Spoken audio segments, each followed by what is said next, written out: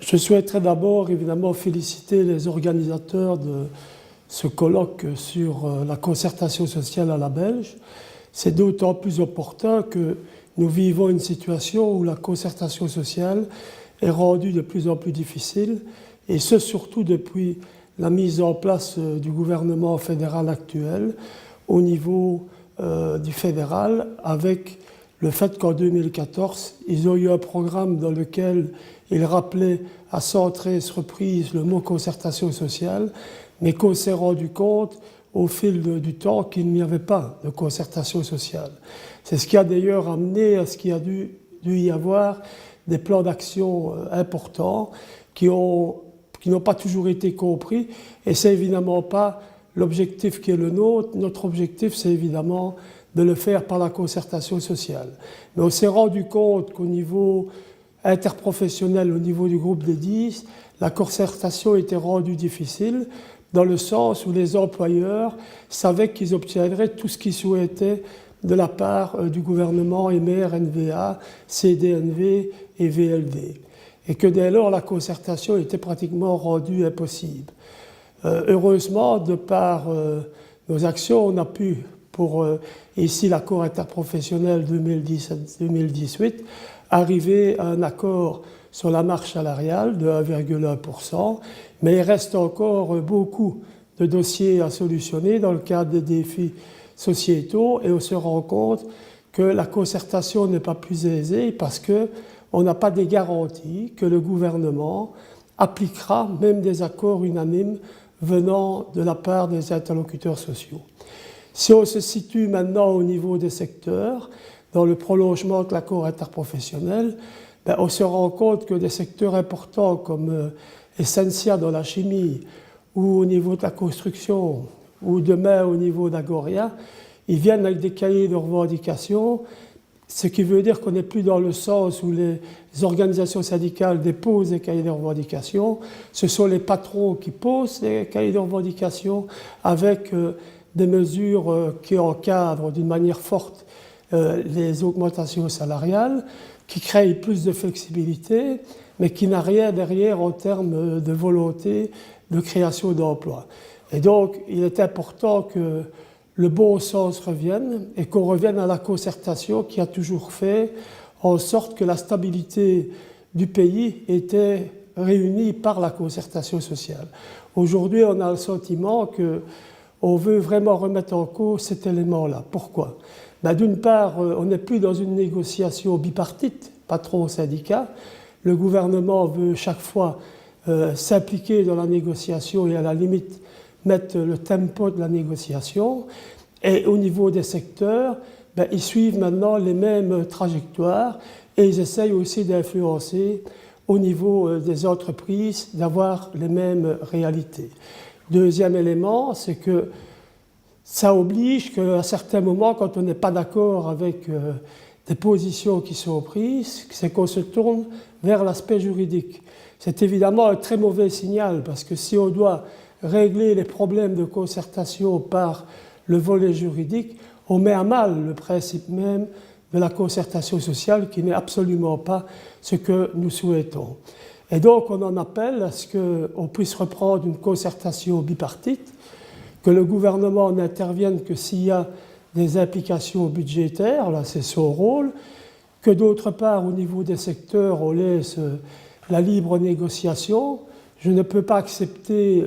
le modèle qui consiste à dire qu'au niveau des organisations syndicales, il n'y a aucun sens de l'intérêt commun et collectif, qu'on est uniquement dans la logique de revendication de pouvoir d'achat. C'est tout à fait faux, puisque nous-mêmes avons souhaité que soit inscrit dans l'accord interprofessionnel le fait que dans les négociations, on doit prendre en compte l'emploi, la situation économique de l'entreprise et sa compétitivité. Et donc, on est des gens responsables, et ce qu'on appelle, c'est qu'on laisse la négociation se faire là où elle doit avoir lieu, dans les secteurs, puis dans les entreprises, suivant les situations de secteur. S'il n'en est pas ainsi, il faut être conscient que dans les entreprises où il y a une réalité économique plus favorable, que l'entreprise gagne énormément d'argent, il est clair qu'il va y avoir une pression des travailleurs et on va entrer dans une phase de déstabilité qui ne sera bonne pour personne, au risque au contraire même d'être dans une situation où on sera confronté à des conflits sociaux, même au niveau des entreprises, ce qui n'est absolument pas le but. Je peux quand même parler un peu d'expérience, puisque de mes 33 ans de carrière à Liège, où je m'occupais essentiellement des secteurs, tous les secteurs industriels,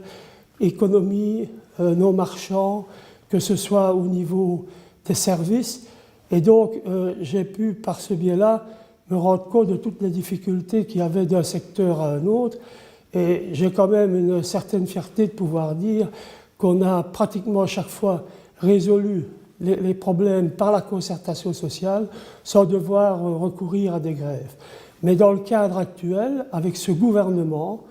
et on ne sait pas ce qui nous attend avec le budget 2018, il est clair que même s'ils disent qu'ils ont reporté d'arriver vraiment à avoir l'équilibre en 2019, il n'empêche qu'il y a des efforts qui devront être faits, qu'au stade actuel, ils ont déjà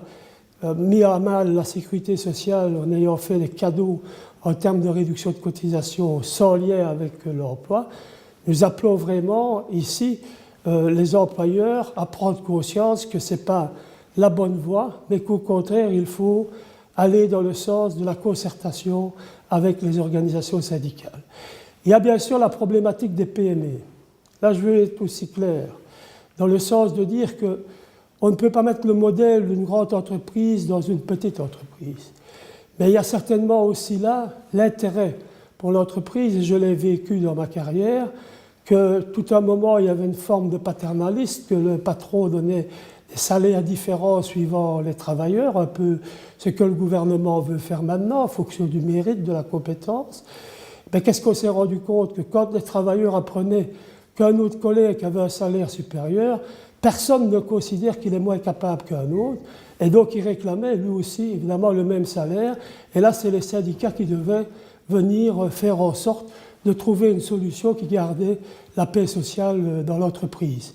On a aussi eu des situations dans des secteurs, je pense notamment aux carrières, tout petites entreprises, et qu'est-ce qu'on a fait? On a convenu un accord sectoriel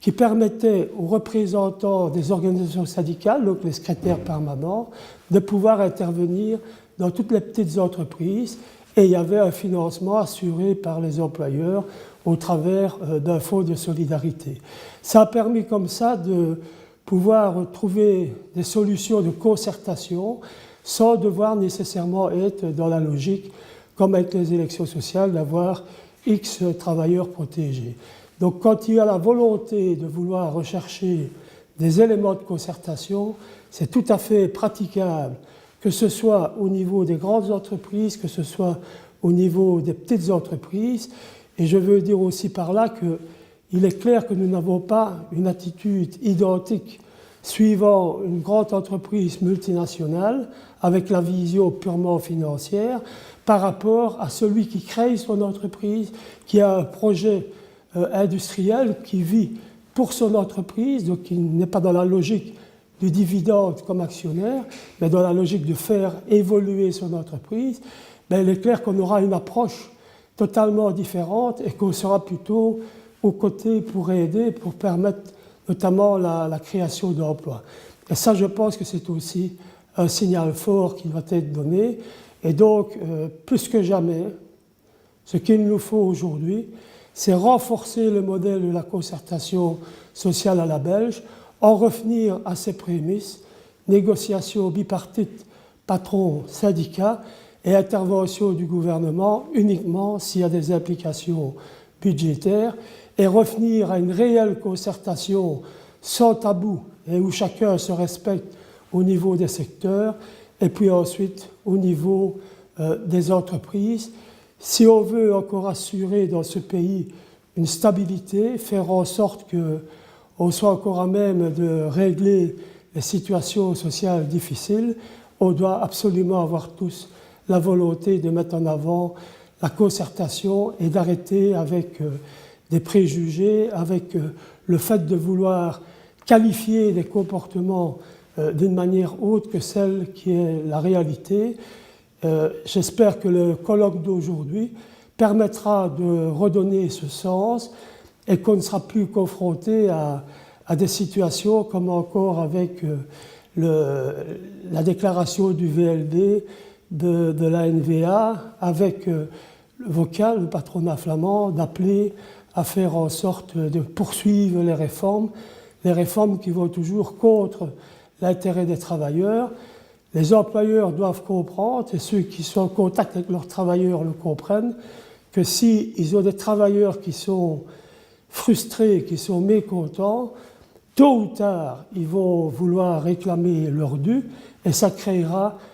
des tensions au niveau de l'entreprise. Donc oui, plus que jamais à la concertation sociale.